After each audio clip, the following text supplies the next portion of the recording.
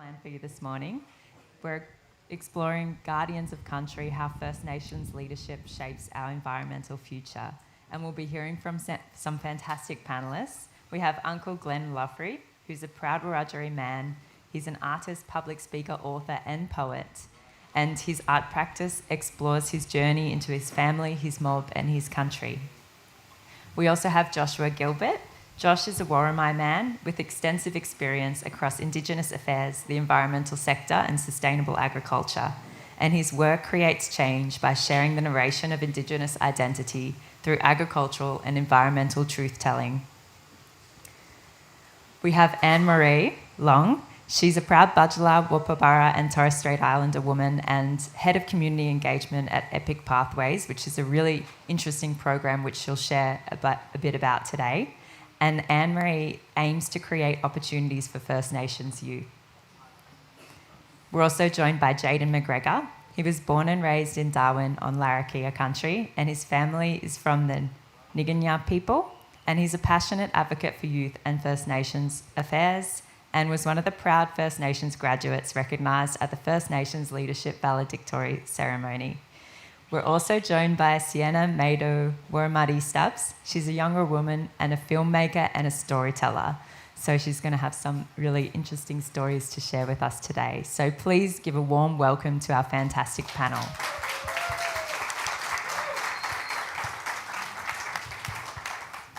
Nin Galangor, thank you, Munda Munda, you're a beautiful woman, for that introduction.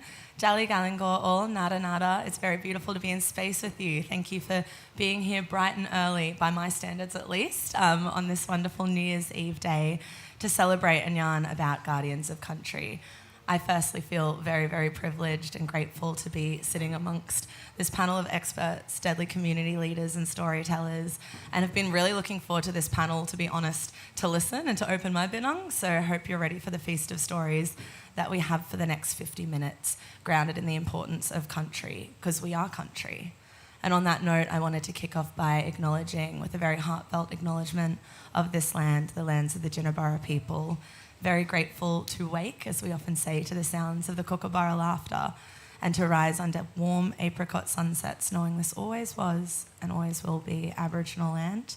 Sovereignty was never ceded, and as we walk and tread lightly on this land, may we take only memories and keep this country even better than how we first walked in. So just wanted to acknowledge this land, and if we can start with a collective breath, I'd really love to kind of breathe in the gratitude of country altogether. So in 3, 2, 1. And I want us to breathe out any doubt, negativity, fear, or bad emotions for the day. So exhale. Because we are the wind.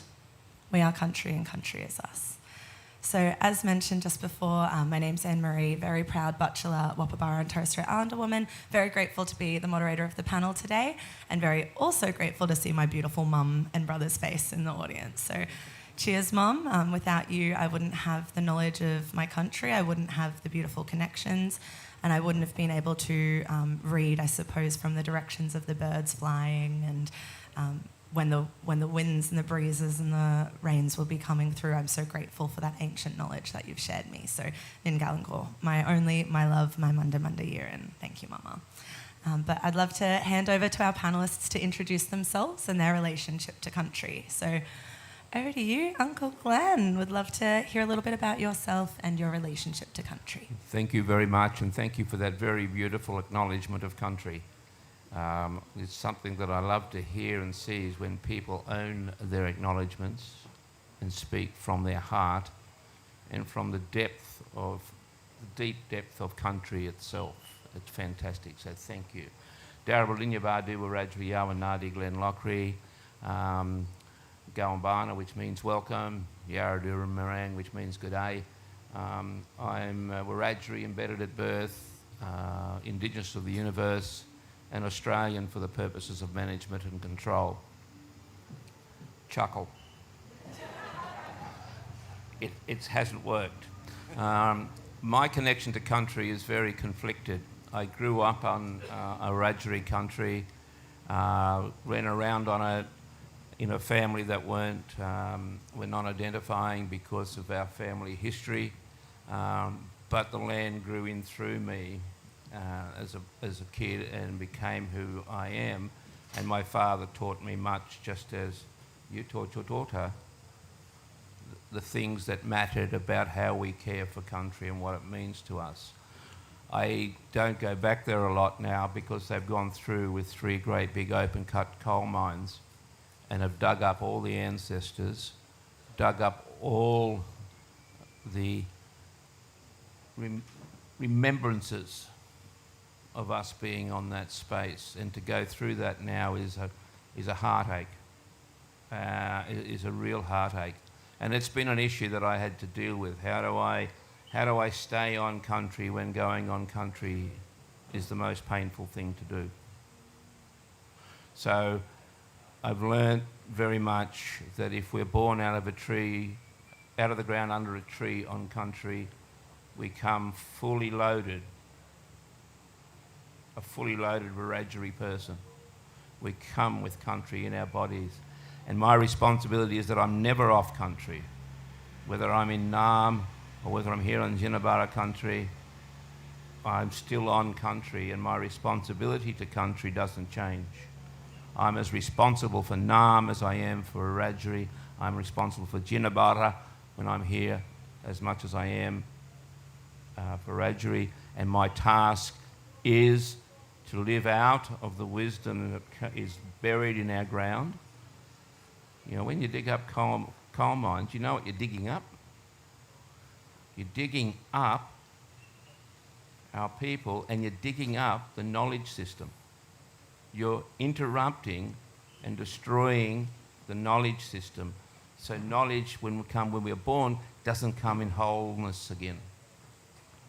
So we have to live out of that knowledge. We have to try and change the pain that's in that country, and we try and not put more country back in before we go back into the ground ourselves. It's why I don't like working much, because that's a full-time bloody job. And that's a little bit about me. Nyagalgo, Uncle, thank you very much for sharing.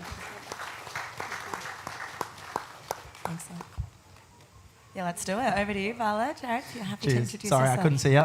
Hey guys, I'm Jaden McGregor from Darwin. My family's from a small community near Fitzroy Crossing called Nookumba, which I'm very fortunate enough growing up in Darwin, and also having parents and family who were willing to do the drive quite often to be able to go and still see family over in Nookumba and travel all through my dad's and grandmother's lands through the Kimberleys. A really great, if you've ever been, you know that it's one of the best places in Australia, an amazing land to go through, and the nature there is really important. And just like I think with the connection for me to country, as I said, fortunately growing up in Darwin most of my life, there is a lot of stuff to do there. Like, we have a lot of access to nature right at our doorstep. Everywhere's a 5-minute drive. Pretty much for about 3 years straight, I reckon, from year 7 to 10 or year 7 to 9, every single day after school, me and my mates would just go fishing, finish, take our bikes, ride home, grab the rods. We were at the creek by 3 o'clock, weren't leaving till probably when our parents were calling us on the phones or something like that, because it was about 8 o'clock at night. So just that, growing up and having that access to land is really important for myself and our friends, because it's something we want to look after. It's something that we want our kids, when we're older, to be able to do the exact same things we did. We don't want them to have to drive 4 hours to just go and be able to enjoy a nice bit of nature. We want them to do the same thing, where they can finish school and just go for a swim in the creek. They can go for a fish. They can do something that's right there, and it's not mucked up, and the water's not filtered. It's not yucky water. It's not polluted everywhere. So yeah, that's very important for me. Thank you. Nyagalgo, Bala, appreciate your introduction. We might now hand to my sis Sienna to share a little bit about herself and relationship to country. Thank you, Mark. Nanilipuk mak harakuya ko Sienna na ito maristas kang harako wang angoni bukong or ni watch country irkala kang harapuko ikamatola wang awo watengo deko wang awo. My name is Sienna Mayador Muddy Stubbs, and I'm a Yolnga girl from northeast Arnhem Land, right at the top. Ooh, that got loud. Country's listening. I'm from northeast Arnhem Land, right at the top of the territory, right across from Darwin. I am very grateful to be on this country, and I'm treading very lightly while I'm here. Because I know the importance of, as Jaden was saying, as Bibi was saying, it's really important to know what country is and to be connected to it. And as a young girl, we still got a lot of learning to do, but we've learned already. I've been so grateful to learn how important it actually is that the spirit is connected to the land. And I feel quite conflicted now that I've grown a little bit older and learn about these stories, because I was so grateful to grow up on country, and that strength to country was very tangible. And so when I hear these stories, I think of how grateful I am and how important it is to tread lightly when we're on these places. And it just strengthens that storytelling of taking care of country even further, making sure that you're doing the right thing, and while I'm not back home, making sure that I'm assisting you, Mob, to do what you need to do to take care of country. Yeah, we can talk more about it another time. But I'm First Nations Yolngu filmmaker. I just graduated from university in 2023. That wasn't just. Feels time flies. But I'm doing my part with my storytelling with the tools that I have today, cameras and microphones, to do what my elders have done before me, and to keep those stories strong, because that they can't take that away from us. Yeah.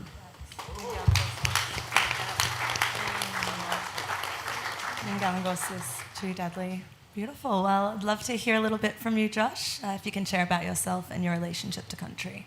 Yeah, weeaboo everyone. Good morning. I'm Josh. I'm a Worimi man. My mob's from the mid-north coast of New South Wales. I guess a lot of my work is around agricultural truth-telling, trying to get large agricultural companies to tell the truth around their connections with country and the challenges that exist through that. And I do that. Agriculture, as we know it today, was first happening. Our land, or my country, was first colonised 200 years ago with the whole idea of what the company had then as their motto was to cultivate the wastelands of New South Wales. So I try and engage in truth-telling with that company.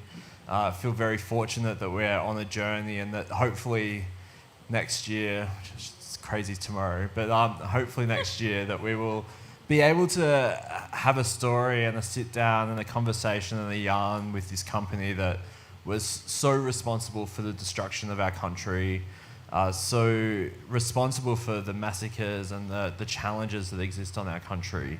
And I'm very hopeful that our elders will be able to sit down with them as equal human beings in a place and just hold time and space to kind of have those yarns. So I'm really looking forward to all my work kind of points into that.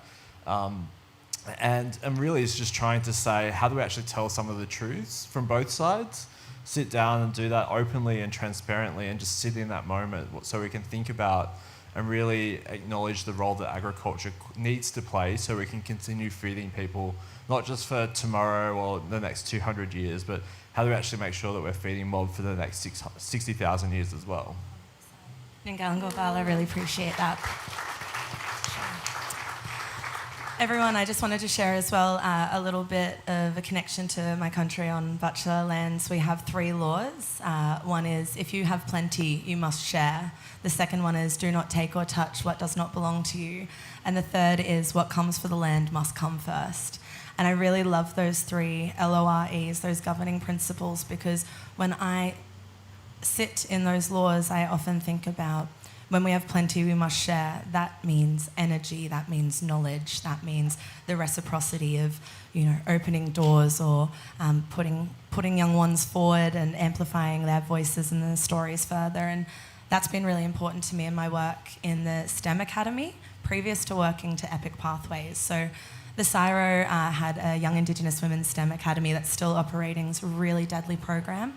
It's had just over 600 young Indigenous women across Australia engaging in science, tech, engineering and maths studies. And I spent 7 years working for that organisation, and it touched my heart so dearly. My background's actually in the creative industries. I studied dance and journalism because I love Stomp the Yard and Sandra Sully. I'll be real with you. But growing up, I loved science, loved the Bunsen burner, loved observing countries. My first best friend was a big tree in the back of my yard, and I always wanted to learn about how I could care and advocate for that tree. However, when I went into high school, aside from my own family, I couldn't see any other Aboriginal and Torres Strait Islander science university students, or when I looked at the textbooks or the documentaries they were showing us, it felt very disconnected. And we know representation's so important, and I think we hear that saying a lot, but really think about it. Think about the music we're engaging to, the stories where we feel really held, heard and seen. And so I wanted to be a part of, I suppose, further amplifying opportunities for our young people, because I saw the corruption within journalism. I love dance for its storytelling purposes. But when I met a young Torres Strait Islander girl who said to me, "I'm so nervous to interview for this job. I can't speak English very well." And I said, "Can you read country?" She said, "Oh, of course, it's all I've ever known." I said, "You have an intrinsic gift, a gift that is invaluable. That is a language that so many people are still to learn." And so seeing that young girl now become a graduate and explore further pathways, and oftentimes tell, her senior management, it's time to pack up. We've got rain coming in 25 minutes, and sometimes they go, "Oh, we'll just push a little further." Then sure enough, the gumboots are wet. And just seeing that leadership for me is really important. So now working for Epic Pathways, hearing from our young people, our young students across Australia, and their desire to be a part of putting an end to fracking of our ancestors, caring for country and thinking about need for sustainable long-term solutions instead of greed for short-term investments. And being a part of that, seeing these young ones from year 9 to year 12 and to university and beyond really is medicine for the soul. And I look forward to a future, and I see it already, where our elders and our young ones are walking side by side and making decisions about a country that we've been reading for 80,000 years, alongside incredible non-Indigenous brothers, sisters and people that see that key importance, that critical importance, and want to learn together, because we are part of many different cultures on this continent, and we all have knowledge that we need to share to heal something that means something so much to all of us. Thanks for listening to my TED Talk. Thank you, Markamili. But that leads me to our next question. And I wish we had so much more time. We will have some time for questions as well, which is great. But I have another question for our incredible panellists here today. And that is guardianship of country. Yeah? What does that mean, and what does that look like for you? Is there a story that comes to mind or to heart? Or what does that sentiment really mean to you with your relationship of the land? What is guardianship of country? Over to you, Uncle Glenn. Thank you. I have to say, sitting here is incredibly heartwarming for an old bloke. Absolutely. Aren't they amazing? They are amazing. We hear so many stories about young people, and we're seeing here just how powerful they are and what they bring to us. That's fantastic. Guardianship of country means it's the custodial ethic, basically. Respect, responsibility and reciprocity. And it begins in the basis of how you care for yourself. And we've heard a little bit about that here. Respect for yourself and being responsible for yourself in the spaces that you are integrates with country and brings country alive. Once you've done that with yourself and you've understood where you are and who you are in this space, and you've taken given yourself respect, you've looked into yourself, and you've taken responsibility for your actions, you then look into that inside your family, because that's the next group of people that you work with. You all come out of the same bit of ground. You work with yourselves and you show respect to your family. You show responsibility. And that does not mean just your immediate family. It means your kinship network. And that family includes country, tree, bird, snake, mosquitoes, and even cockroaches. But you have to show respect and be responsible for them to make sure that they're okay. You don't take more than you need. You don't take things needlessly. You don't break down anything that you don't need to break down. You walk around things that are there instead of moving them. Somebody said, "Why didn't you guys invent the wheel?" I said, "That means we would have had to invent the bulldozer and chainsaw. And we wouldn't want to do that. We wouldn't want to push anything down. We go around it after we've given it a hug." And then you go to the next section, which is reciprocity. This is the beauty of all of this, is that once you've done those things to yourself, your family, and your country, it comes back. It comes back. If you care, there's a little book that I've written with another fellow down the back called A Prayer for a River. And it says, if you look after the river will look after you. Cultural water is the right amount of water at the right time, every time. And we have to help people. So reciprocity is the other way. So that little matrix is a model that I use in relation to being guardian of country wherever I am. And it allows me to be real in that space.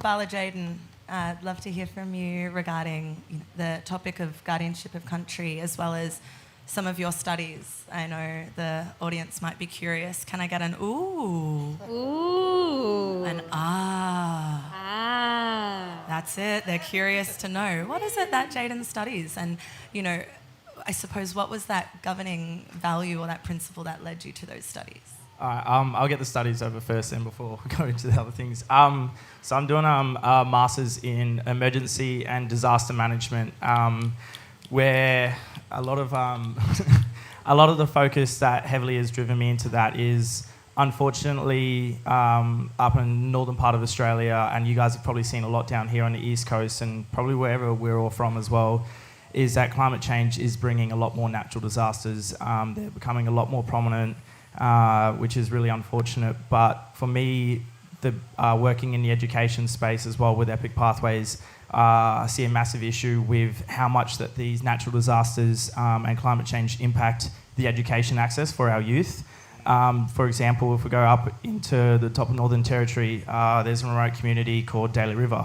At Daly River community, nearly every single wet season this time of year, the community will be flooded out, and majority of the people have to come up to Darwin, where they're put into Darwin showgrounds, set up in temporary camps for somewhere out 2 to 3 months sometimes. And when this happens, all the kids are just split up and sent. 2 kids go to that primary school, 2 kids go to that school, 2 kids go to that school. And when you come from an area where your education level might already be a bit below standard, being split up from your peers is a massive thing to happen. It's not great for your mental state. You feel out of place. So usually within the first week or 2, we find out a lot of these young kids stop going to school altogether, and they end up just staying at the showgrounds. And if that happens every single year, they're missing out on 3 to 4 months of access to education and access to just generally being a kid as well.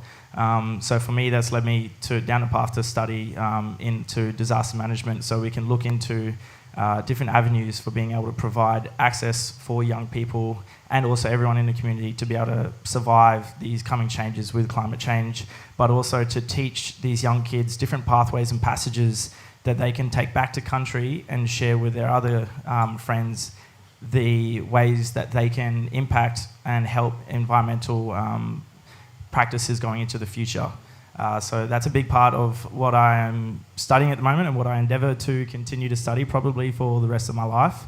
And I think that leads me on to what I think guardianship of country really looks like. And that is unfiltered youthful passion. And I say unfiltered. I say unfiltered for a particular reason, and I know Sienna and I, Emery, like Josh, we're Uncle Glenn as well. We're all still pretty young. Don't got your back. That when I say unfiltered, it's that like I know every single person in this room cares about the environment. I don't doubt that for a second. But as we get older, and as I've found in recent years, when it comes to work, when it comes to families, when it comes to generally having our social life as well, we lose a lot of time that we would have when we were younger put in to fight for different things for the environment around us. We lose time and we start to kind of fall out of place. We look at things and be like, oh, you know, I can't quite make that rally, you know, I've got stuff to do, so I'm not going to go. Or this is a really important thing, but like I've got too much work on at the moment, I can't join that committee. And I think that's something where I say unfiltered youthful passion is really important in guardianship of country, and it's something that needs to be brought a bit more to the forefront. We have a lot of these young people who are in high school, who are just starting university, or they're still quite young, leading this space in the fight against climate change, leading this space fight against large corporations. And sometimes, yes, we give them a bit of a voice, but I don't think we're listening to them enough. So that's just one thing I want to touch on there, is just that unfiltered youthful passion is amazing, and you also never lose it. So everyone in this room, you know, you can jump back and grab into it. It's always there. So next time you're listening or talking to some young people, if you see them at a rally and that, give them the time of day and really encourage them and support them. If you work in organisations or corporations where you have young people sitting at maybe a junior staff level, bring them into the senior meetings. Their decisions need to be heard because their decisions are coming from the front of the table and they know what's happening. And 9 times out of 10, their ideas are usually really fresh and good. So take the most of them. Cheers. In Galangor totally agree. And I think so important when we are yarning about our young people, the perspectives they bring, the critical need to actually ensure that we reflect on the times where we had someone have that vote of confidence to say, come here, let me take you under my wing and show you what the conversations are looking like at this part of the table or out on country by the lake in the boardroom. So that reminder to do this is so critical. So thank you. Over to Josh. Oh, wow. Yeah, over to you, Bala Josh, if you'd like to share when you think around guardianship of country from your lived experience. Yeah, so there's maybe a few things. I want to start by actually thanking Unk. And I think we're really fortunate in our culture that we have really great elders who always provide guidance and always do that work, bros. Like, they're the ones that are always bringing you in and wanting you to have the yarn. And I think I find a lot of passion in that. So thank you for your work, and to our elders out there, a big thank you to all of you as well. For me, I actually think that there's like this massive amount of strength that comes when we start actually truth telling, and you know, having that unfilteredness. I think for me, there's this great joy in that. There's so much benefit that comes out of those conversations when they come together. And I'll just share something that we've just been doing on our country.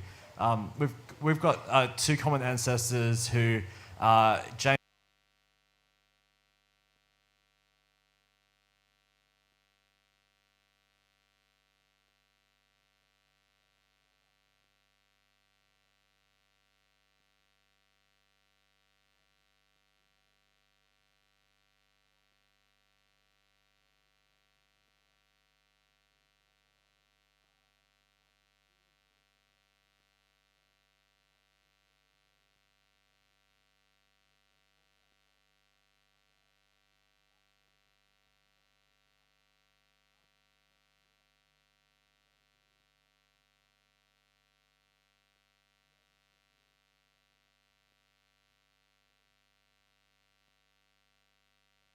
Story could be. So throughout that, we actually started going back to some of the places where the colonial history is very much celebrated, where we're able to go in, and we found a painting or a drawing.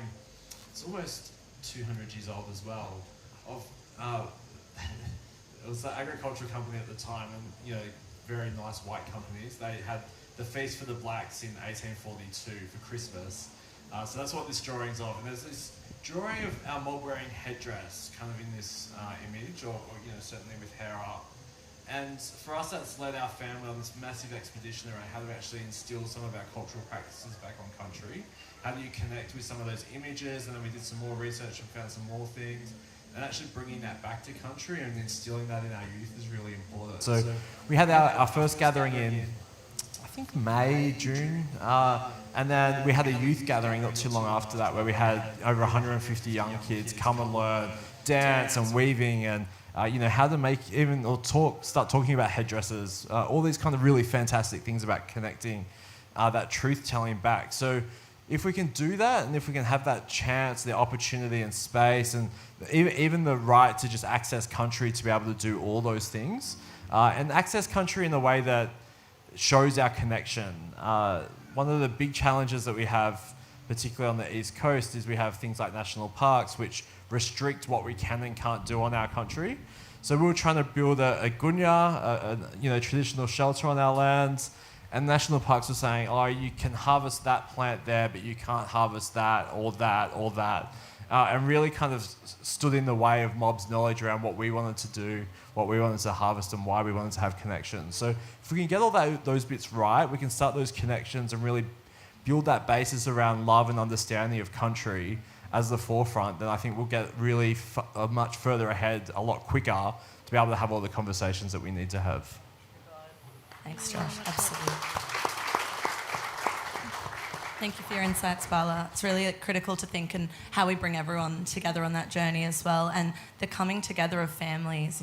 I'm so grateful to drive past Bopple Mountain and hear more times than not enough on shuffle, the children came back. Seems to happen at a similar point as I drive back to country, as the eagle flies over and flies away when I fly back through, as a reminder of how important it is for us to be healthy and connected with our families. It means healthy and connected with our country. And that can also happen with our chosen family, or asking questions, the critical importance of speaking to country and seeing what it is that you might need, speaking that to the salt water, speaking that to the red soil, because the abundance that we can get gifted, and I'm sure we've all had this experience perhaps, is the magic of what can come your way when you're vulnerable with the land, and the land is then vulnerable with us, always. So on that note, sis, I'd love to hear a little bit about your relationship with Guardianship of Country, and I also want to thank you for allowing me to visit your beautiful lands. My life was forever changed, as was many of our colleagues and many humans who get the gift of travelling this great land overall, but particularly for me, going to northeast Arnhem Land onto beautiful Yolngu country and seeing my culture in terms of the matriarchal leadership and the women walking first and foraging beautiful local grasses and gunga with the elders. I am just so grateful and forever changed. So thank you for allowing me to visit, and I look forward to your yarns. Thank you so much, Abba, and I'm just so grateful to have this journey with people and coming together. And I look into the audience and I see my beautiful Amra, Jackie there, who has been on this journey with my mum before me. So that makes me think of our connection now into the future.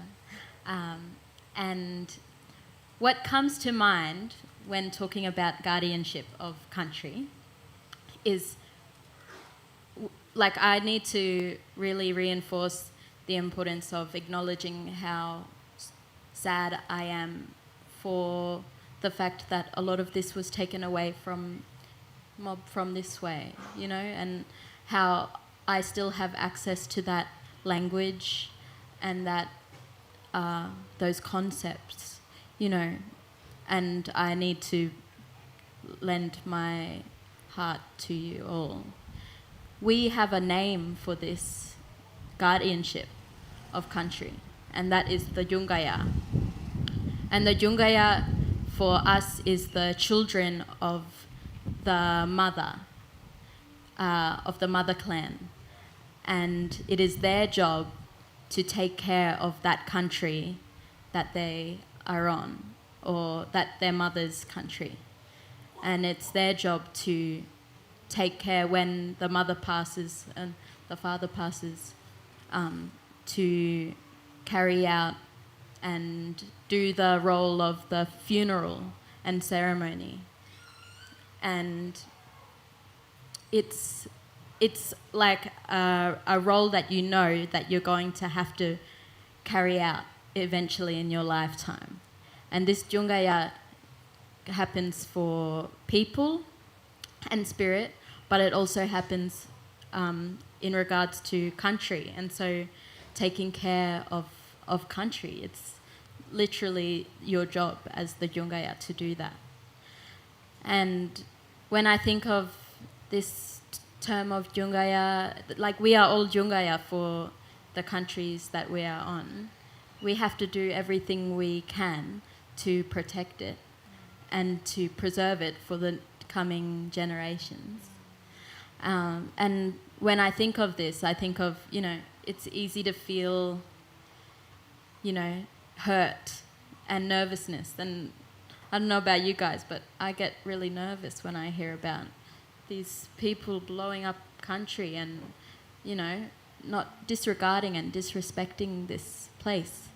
But if you actually sit somewhere and you stop for a second, you can really feel the spirit. It's not fake. It's real, And we have to bring that to the forefront. People are doing a little bit of it. We're doing more of it today, but we really have to do something, And I just think of the past. I wrote, if you don't mind, an essay about the yambirpa, which is one of the traditional fish nets that we use, or the fish trap. And it's in regards to country that is off the coast from my community. It's related to the Ridijingo clan, a specific clan within my people. And this fish trap involves the stacking of rocks on the intertidal zone in that area. Galta, Gurumoro, Wulto, Yambirpa.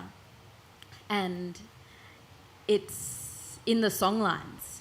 It writes about people who were sitting at that place making the fish traps so that when the tide comes in, the high tide comes in, it brings the fish in, and when the tide goes out, the fish are trapped within that rock wall.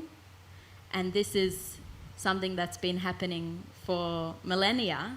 It's in our songlines, and the worry is that the high tide is getting higher, so the fish won't be trapped.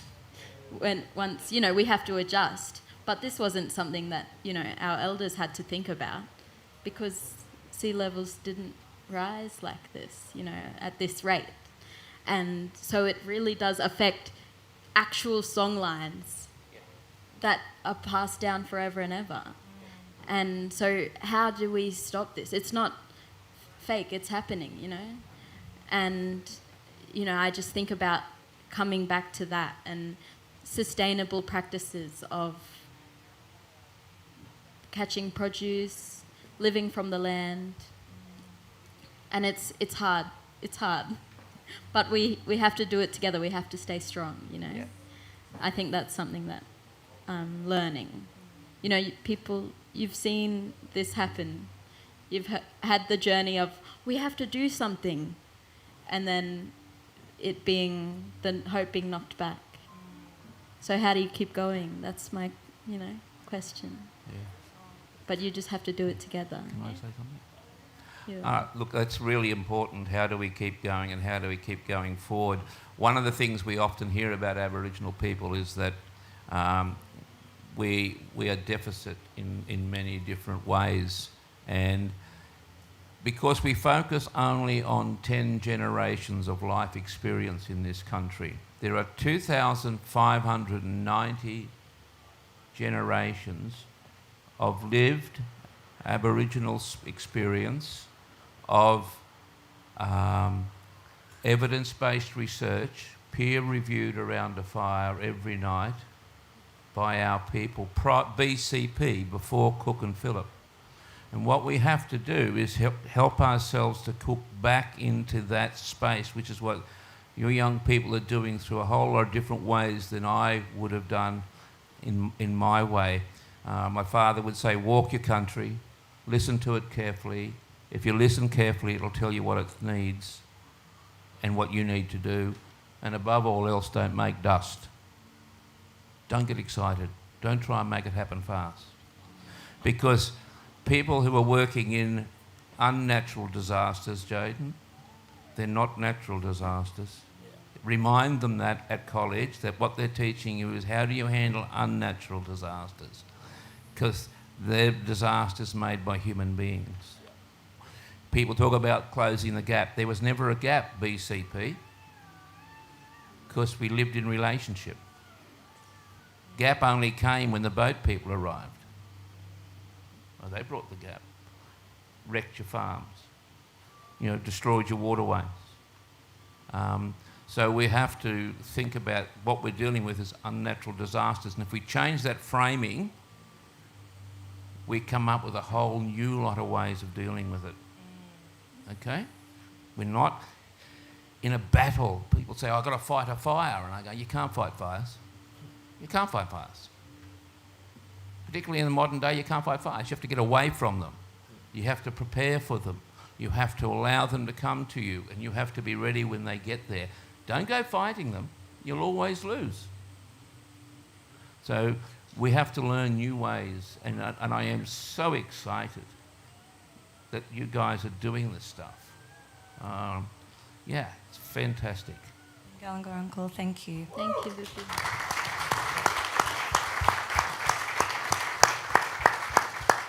Now, everyone, we're about to open for questions shortly, but I also wanted to, I suppose, plant a seed, because I had a very beautiful way of framing protecting country shared upon me from aunties and uncles. And it's, when you're having a guest in your home, how do you want your home to look and feel? Feel free to yell it out to me. How do you want your home to feel when you have a guest over? Awesome. Yes, nice. Beautiful. Yes, beautiful. And Deadly. Deadly, yeah. Tidy, even if you have to throw a few of the clothes in the wardrobe and close it for a little bit and you get back to it, but you want it to be presentable. When I bring my peers over to Gari, if you've been to Gari, if you've been to Harvey Bay or Bachelor Land, I feel like I'm sharing a very special part of my bedroom. I have so much pride. I'm like, look at the way that this has been cared for. But when there are plans to disrupt and harm our lands, or when there is fracking and mining and erosion of sacred sites, think of if you walked into your kitchen and you were so excited you'd prepared a meal for all your friends, and then the floorboards fell through. And you felt like, oh, can I quickly tape this up? But it was out of your control. From what I've been taught, we have an obligation that when we have visitors on our land, they must feel welcomed, safe, and that there's hospitality there. And that's been a really big part of what I've been shared through oral storytelling for our Bachelor people. So I feel, as old and new Australians, and as many different collective cultures around the world, how do we want our kitchen to look when we invite our guests over? How can we be a part of preparing that dinner table? How can we be a part of nurturing and washing the rugs and the curtains and advocating for the walls that we've called home for so long? Just wanted to share that thought with you, because I think it's something we can all take great pride in. And on a less serious note, I'm a Virgo, so I love a bedroom makeover. Let's not let each other down with this. Thank you. Where's the Virgos at? Yes, yes. Do you have a little comment to share as well before we hand to a question? No, Sienna, just this real quick one. Sienna and I were actually talking a bit about before. I'm not sure if you can see her shirt, but it says Return Lee Point. So this is something that's been happening up and down in the last couple of years. Lee Point, I spoke a bit before about, when we were kids, being able to jump on your bike, ride for 5 minutes and go for a fish, go explore the bushland, be able to go catch lizards, look at all the different flora and fauna that are about. And this area, Lee Point, was scheduled to be bulldozed by the Defence Force. Pretty much out of nowhere, they kind of just announced it. There was some acts that they bypassed and just kind of ticked stuff off without consulting community, without consulting anyone really in Darwin. So an amazing group of young people from Darwin, led by one of our friends, Milima May, and a few of her family, started a massive protest, put up a petition. They camped out there for like 6 months plus on end, and really fought some battles. They got it paused. It's still in an ongoing process. It's in and out of court. And one of the argument that a few people had in Darwin, when I say these few people, the people that don't really care about the environment, they're like, oh, so what? It's just a bit of land. It's going to get knocked down, built up. A couple of things. There is about 10 different endangered bird species that live there, one of which, Lee Point, is the first stop it has after flying for 11,000 kilometres during its migration period. For 11,000 kilometres, this bird, by the way, is only about that big on wingspan, is about that big. And it arrives there in Lee Point after 11,000 kilometres. So just to put that into perspective there, that's something that a lot of us up there have fought for.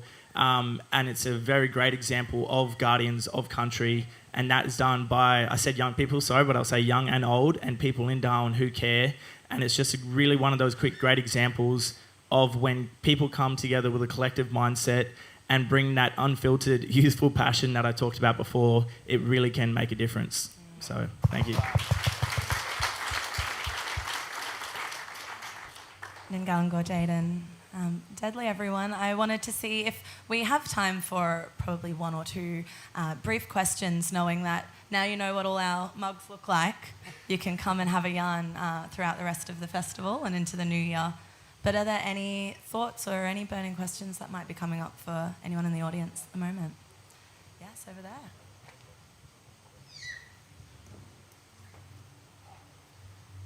Thank you all for a very important discussion. This question is for Sienna. I was really curious about this concept of Jugaya and the matriarchal societies. Do you think that matriarchal societies is a missing piece of what we don't have in Western culture in terms of guardianship of the land? I really appreciate that touching with you, the concept of Jungaya and, just looking around and understanding the beauty of what matriarchal society could be. And it's that caretaking, it's that other, looking out for others rather than yourself. It's selflessness. When you think of, it's balanced, but because of that, women are lifted up. And you think of that caretaking, thinking of, who else do I take care of other than myself? It's selflessness. And we really need to, like a lot of people are, but think further. How do I look out for the other person? And I think that's what a matriarchal society could look like, selflessness and what's that word? It starts with G. Being less greedy and not greedy, but it'll come to me. But really being selfless, generous. It'll come. Come find me around. I'll tell you. But no, it's really you think you're selfless, go even further, but look after yourself as well. That's the other thing. Take care of yourself. Thank you. Before we come. Deadly. I believe we have time for one more question. Okay, wonderful. We've got 10 minutes. How good. This is fabulous. Does anybody else have a question or a comment, something they want to share for one of our panellists? Oh, wonderful. We've got 2 hands, 3 hands. Thank you.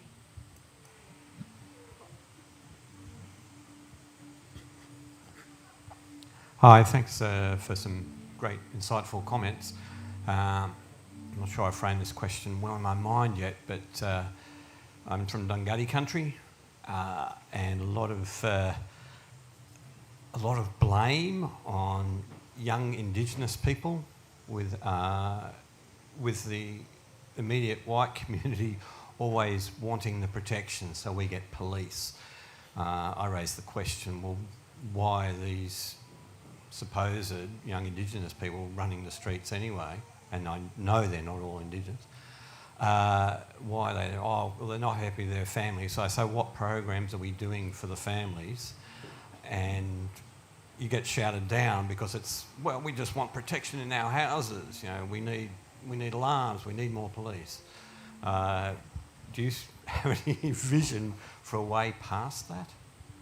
I think the way past that is to remember that those young people are people with a broken heart because they're disconnected from the thing that makes them who they are, which is their country and their traditions and their practices. And we take them away and we treat that broken heart as if it's a criminal offence, and it's not. It's the basis, comes out of trauma. And if we don't address trauma inside of our communities, and I'm not just talking about people, it's the trauma in the land, it's the trauma in the water, it's the trauma in the air. And one of the things about people who have suffered from great trauma, personally or cross-generationally, is that they, and had everything taken away from them, is that they protest with the only thing they have left on. That's their bodies. If you're not going to listen to our voices, if you're not going to listen to our culture, then maybe you will listen to violence. So running programs for families is fine, intervening with young people is fine, but you have to reconnect them to the thing that drives their life. If our body is our country, you must get them back into that space. Take them out of white school. Get a school for them in another place. Put them in a space that is safe for them to explore who they are. It needs to be done, and right across Australia, we attack Aboriginal problems with white psychoanalysis, and it has no answer. The answer is in the beautiful aunties and uncles who are around, who can hold your hand and can clip you behind the ear. Oh no, they don't do that very much. No, they do. They do. I know. Clip you behind the ear, kick you in the bum. You know, my father used to say, if you don't stop doing that, I'll kick you in the bum so hard your nose will bleed. But we do have to get back to that. Sick country, sick people. And they're sick. They're not criminal. That is an outcome of our failure to deal with the unnatural disasters, which include the way white culture has been laid across the top of us. Does that answer your question? It does, thank you very much. It's just the pathway to it, and I think you hinted at that. But I always go back to the old saying that a village is needed to raise a child, not just the parents. But our community, I don't feel, they will say, oh, we're throwing money at programs, but in general, I don't think the feeling of the white community is, oh, we all need to solve this problem. Well, the fact is this, the community that will raise that person is his original mob, his original family. And what white society has to do is step back 3 steps, stand beside and provide the things that are necessary that can help that community look after their kids, but not put their finger in the pie. Okay? I got so many people say to me, I know how, you know, they'll ring you up and oh, I think you should do this. I said, no, this is what we need to do in our community. No, I think you should do this. No, I just told you we need to do this. And they go, now don't you get angry with me, we're just trying to help. White fella needs to stand beside and half a step behind. providing what they can provide, which is economic support, educational support, but not get in the middle to raise our kids, because if we look after our families and our communities, we're pretty bloody good at that. We've done it for 2,590 generations. And also, I just want to touch really quickly on that. I happened to see, I don't know if you guys caught Brett Blake the other day, comedian, he was rolling throughout the back there, and just as you asked that question, I remembered his show that he did yesterday, and he talked about some of the trouble he had with police when he was younger, some of the stuff that went on with the kids when they were doing that kind of thing. And at the end of the show, he said, kids will be kids, and that sometimes we tend to forget a bit as we get older. There's that completely blissful innocence that kids have when they're young. They don't quite understand the repercussions of things. They don't have that full knowledge and life experience yet of why doing something might be damaging to the community, or why they're just thinking, oh yeah, all right, like that looks fun, let's do that. Like they don't have sometimes that thought process there. So it's a bit hard to put in. And when there's the people, like I'm from Darwin, so like we've got a lot of this same issues, what you're saying there, like people complaining and putting in those requests of issues and problems that they're naming. And at the end of the day, I think sometimes a lot of those people are part of the problem. And that's why that problem exists, is because there's people who are saying that kind of thing. And instead of looking for ways that they can kind of jump in, or maybe not jump in, or just like observe and just be quiet for a second, is sometimes they're part of that problem. And yeah, kids will be kids. I was a kid once.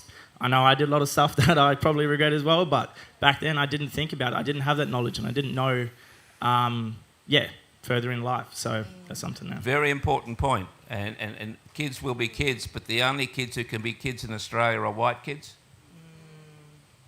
Victorian government has changed the bail laws and has changed the sentencing processes so that kids who commit adult crime get adult time. It'll basically affect our kids. Our kids. A few weeks ago, a group of white men attacked Camp Sovereignty. The guy that led that is a neo-Nazi. He speaks terrible stuff. He went into prison, into jail. But on the day they announced adult time for adult crime for our kids, they released him on bail because they thought he might be there too long. You see, colour still plays a major part in how those kind of concepts, and Jaden's right, kids will be kids. I did a lot of things, I don't regret most of them actually. People say to you, how you feel? Are you good? I said, no, I've never been good. Too bloody boring. But we have to help our kids to be seen as being equal, even in that space. 100%. Thank you, Uncle. Thank you, Jaden. And thank you for your question. I feel what's also really important to acknowledge is, even if we are thinking of youth crimes, let's also remember the 200 years of crimes that haven't had any consequences on this stolen land. So if you're seeing an instant reaction to something that has happened for a long time without very little consequence or repercussion, there is always two sides and a bigger perspective to the story. I know that we've now come to the end of the session, but in the spirit of the topic, I really hope that you'll allow me to have another 45 seconds or a minute to end this on a poem that I wrote this morning under a tree, thinking about these beautiful people that I get to share this stage and this beautiful audience, of which we've got to borrow your binongs and your hearts, and Yin Galangor, for your time, and definitely do continue to ask questions and come and yarn with us. But this short piece is called When We Speak of Country. When we speak of country, we speak of us too, the running rivers, the red soil, the rising tides, the breeze through the forests. Like the blood in our veins as we look at our hands, the passion in our hearts, and the breath through our lungs. When we speak of country, it is all around us. It's our stories, our bloodlines, our pride. How do you feel when you're coming home? It's the joy within the bird songs, the sparkles in the stars and the dirays above, the sounds our people have heard for thousands of years. Our chords like connections, our elders, ancestors, and memories within root systems. Mother Nature was all of our first mother. She belongs to us all. We all belong to her. So how do we continue to care for her, Do we listen to the songs in the ocean, the whispers in the winds, by sitting by the trunks in the ancient root systems? We listen to our mobs, our uncles, our aunties, the ancient carers, protectors, experts who know her calls best. So listen now to the calls from action today. It's time to collective care, to be aware, because as Uncle Glenn says, he doesn't know of ecosystems, but he knows of his cousins. We must tend to country as she tends to us, tend to her wounds, advocate and stand up for our lands. Because in this practice, we tend to ourselves. When we talk about caring for country, we too are country. Can we continue to see her beauty in all of us, our reflections in the waters, in all of those who are sitting beside us? All we can do to continue rightful guardianship is in rightful relationship with ourselves. Nyin Galango Munda Munda people, thank you, beautiful audience and my beautiful peers.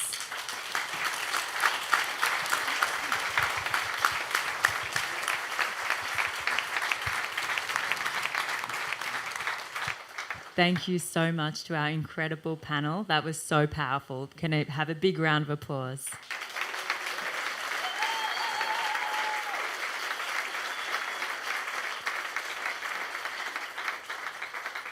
So we have some special announcements. Here at the back today, we actually have Uncle Glenn Loffrey's book available, which is a collection of Wiradjuri poetry, Gentle Whispers from the Every When. So that's available just from the merch ferry at the back. And also, okay, another storybook there as well, yeah. And Joshua Gilbert's book is also available at the back, and Josh will be doing a signing at the festival shop at 11 a.m. as well. So please get involved and come speak to Josh at the festival shop too. And there's also some cool t-shirts and hoodies from the Epic Pathways team. So please check them out to support. Thank you so much to our wonderful panellists, Uncle Glenn Loffrey, Joshua Gilbert, Anne-Marie Long, Jaden McGregor, and Sienna Maidu Warramati Stubbs. Thank you. Cheers, guys. Thank you.